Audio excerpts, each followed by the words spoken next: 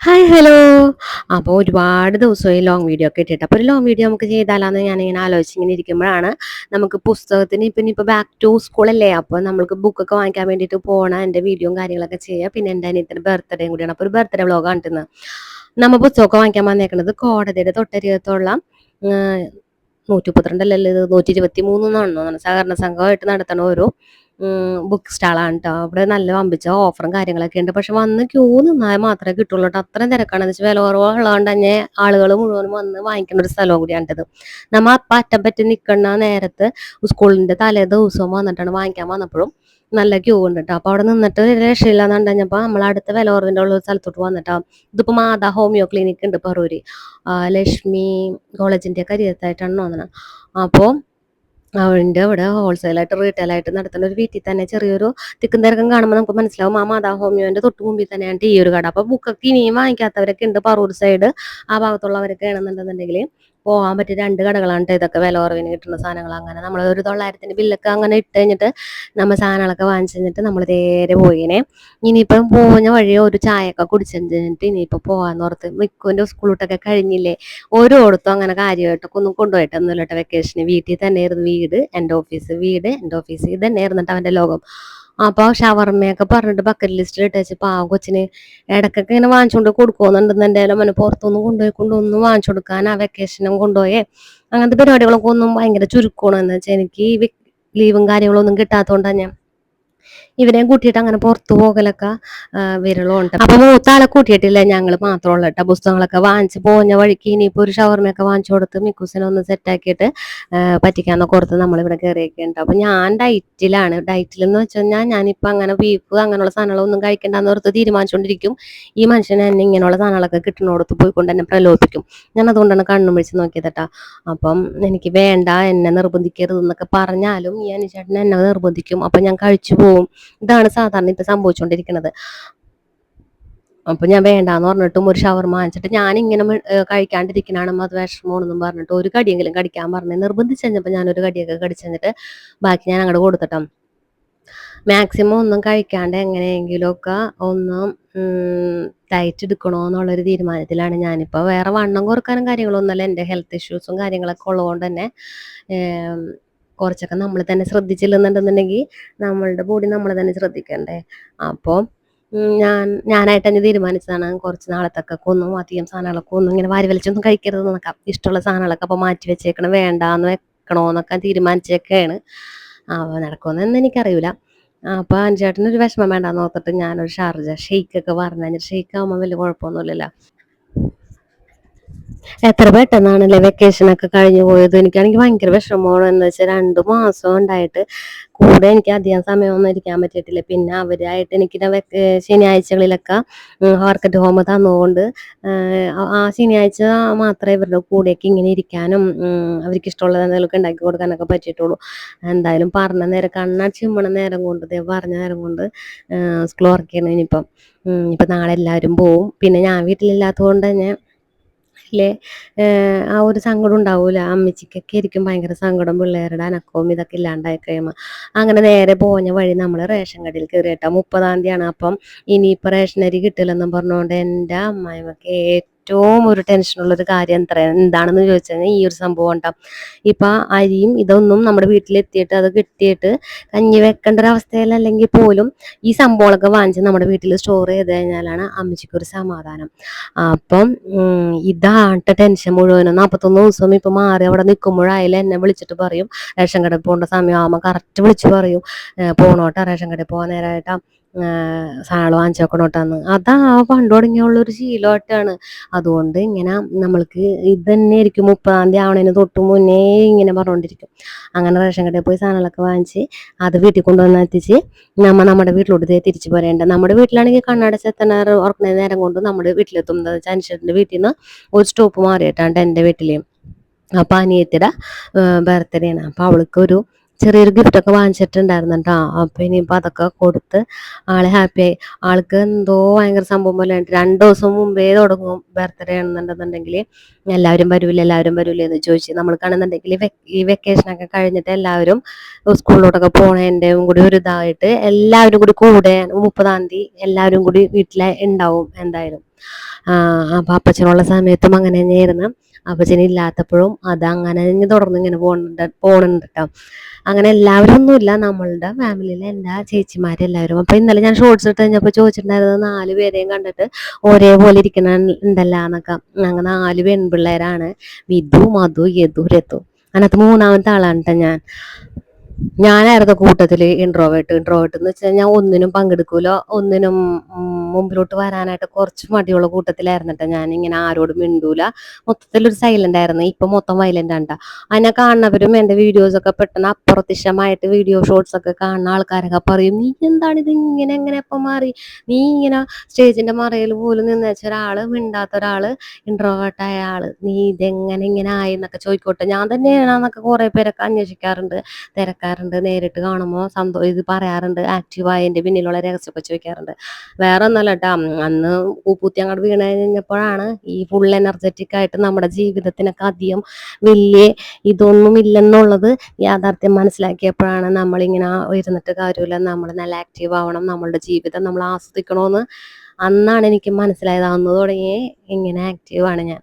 ഇപ്പം മൊത്തം വയലന്റ് ആണ്.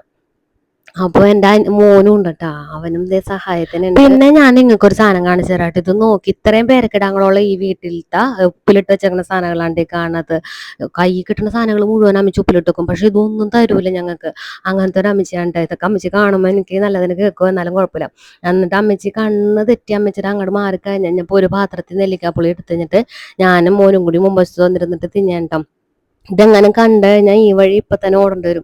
ഇത് ആർക്ക് വേണ്ടി ഉപ്പിലിട്ട് വെച്ചേക്കണമെന്ന് ഇന്നേ വരെ ഞങ്ങൾക്ക് മനസ്സിലാകാത്തൊരു കാര്യം ഉണ്ടാ.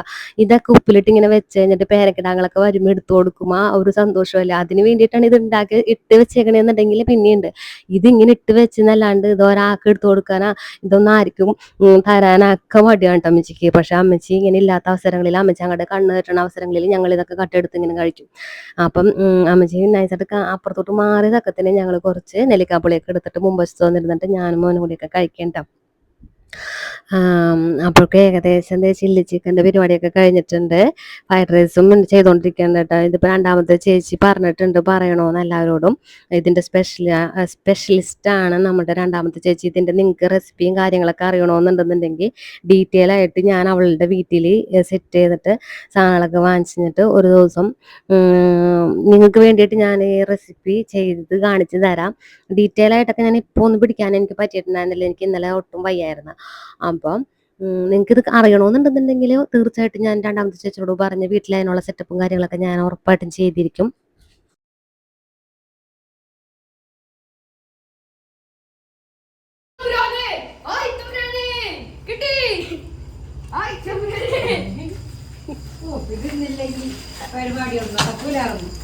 ഇതാണ് ഞാൻ പറഞ്ഞ സെലറി.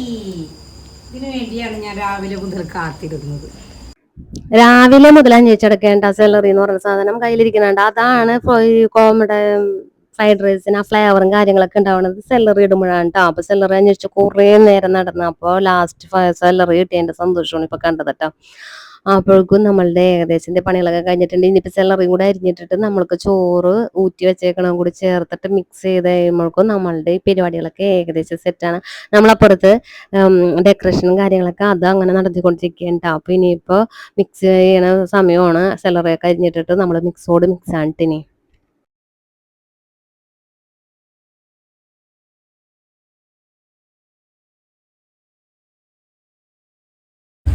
ഇനി എൻ്റെ അമ്മച്ചിയുടെ അടുത്തൊരു ക്രൈസാണ്ട്, എന്ത് കാട്ടിൽ നിൽക്കണ എന്ത് ചെടിയായാലും ഇതേപോലെ മനോഹരമായിട്ട് ഭംഗിയായിട്ട് അറേഞ്ച് ചെയ്തിട്ട് അമ്മച്ചി സെറ്റ് ചെയ്തിട്ട് അവിടെ നിർത്തോട്ടോ.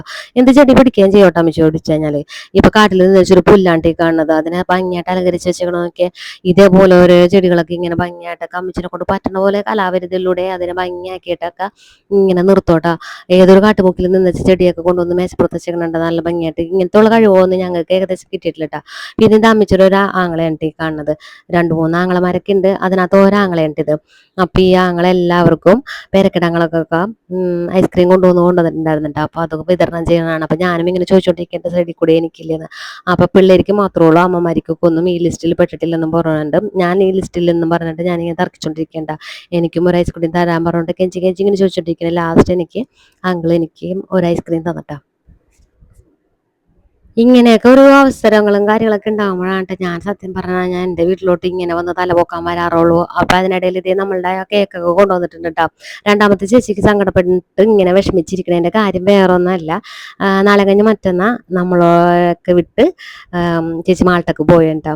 അതിന്റെ ഒരു സങ്കടത്തിലാണ്. അപ്പൊ വിഷമം ഇനിയിപ്പോ അടുത്ത കൊല്ലമൊന്നും ഞാൻ ഉണ്ടാവൂലല്ലോ നിങ്ങളുടെ കൂടെ എന്നും പറഞ്ഞുകൊണ്ട് സങ്കടം കരച്ചിലൊക്കെയാണ്. ഒരു രക്ഷപ്പെടാൻ അവസരം കിട്ടുമ്പോൾ രക്ഷപ്പെട്ട് അങ്ങോട്ട് പോകാനാണ് നോക്കേണ്ടത്. ഞാൻ അങ്ങനെ ചിന്തിക്കുന്ന ഒരു കൂട്ടത്തിലാണ് ട്ടോ. പിന്നെ ഇവിടെ എന്തിനാണ് ഇങ്ങനെ കരയണെന്നോർത്തുകൊണ്ട് ഞങ്ങൾ ഇങ്ങനെ കളിയാക്കിക്കൊണ്ടിരിക്കുകയാണ്. രക്ഷപ്പെടാനോ ഒരു അവസരം കിട്ടുമ്പോൾ നമ്മൾ ആ കച്ചിത്തുരുമ്പ് കിട്ടിക്കഴിഞ്ഞാൽ നമ്മൾ വേറെ ഒന്നും തിരിഞ്ഞു നോക്കരുത്. നമ്മളുടെ വ്യക്തിബന്ധങ്ങൾ ഇതൊന്നും നോക്കരുത്. നമ്മൾ രക്ഷപ്പെടാനുള്ള ഒരു അവസരമാണെന്നുണ്ടെങ്കിൽ നമുക്ക് അങ്ങോട്ട് രക്ഷപ്പെട്ട് പോകണം അല്ലേ. ഞാൻ അങ്ങനത്തെ ഒരു മൈൻഡ് സെറ്റ് ഉണ്ടോ. അപ്പോൾ നമ്മളൊരു ചെറിയൊരു പ്രാർത്ഥനയും കാര്യങ്ങളൊക്കെ അയക്കഴിഞ്ഞിട്ട് കേക്കൊക്കെ കട്ട് ചെയ്ത് വെച്ചിട്ട് ഇപ്പൊ പോകാനല്ല, കേക്കൊക്കെ കട്ട് ചെയ്ത് ചെറിയൊരു പ്രാർത്ഥനയൊക്കെ പ്രാർത്ഥിച്ച് നമ്മള് ഇനിയിപ്പോൾ കേക്ക് കട്ട് ചെയ്യാൻ വേണം. അപ്പം ഇനിയിപ്പോൾ ചേച്ചിയും ബർത്ത്ഡേക്കാരിയും കൂടിയാണ് കേക്ക് ഇപ്രാവശ്യം കട്ട് ചെയ്യാനായിട്ട്. അപ്പോൾ വിഷമവും എൻ്റെ ഇടയിൽ കൂടി കരയുന്നുണ്ട്, വെള്ളവും ഉണ്ട്. അതൊക്കെയാണ് ഞാൻ കഴിഞ്ഞ ദിവസം വീഡിയോ ഇട്ടതിനകത്ത് ആ കേക്ക് കട്ട് ചെയ്യണ നേരത്ത് കരയുന്നുണ്ട്. ഇവരൊക്കെ ഭയങ്കര ഫീലിംഗുകാരാണ് എല്ലാവരും. എനിക്ക് എന്തോ ഞാൻ ഒരുപാട് സങ്കടങ്ങളിലൂടെയൊക്കെ കടന്നുപോയ ഒരാളായത് കൊണ്ടാണ് ഞാൻ ഭയങ്കര ബോൾഡായിട്ട് എനിക്ക് തോന്നാറുണ്ട്. ഞാനിങ്ങനെ ചെറിയ ചെറിയ കാര്യങ്ങളൊക്കെ ഒന്നും പെട്ടെന്നൊന്നും അങ്ങോട്ട് കരയാറില്ല. പിന്നെ ഒട്ടും താങ്ങാൻ പറ്റാണ്ട എന്തെങ്കിലും കാര്യങ്ങളുണ്ടെങ്കിൽ മാത്രമേ എൻ്റെ കണ്ണിൽ നിന്ന് ഒരു കണ്ണുനീര് പൊടിയാറുള്ളൂ ട്ടോ.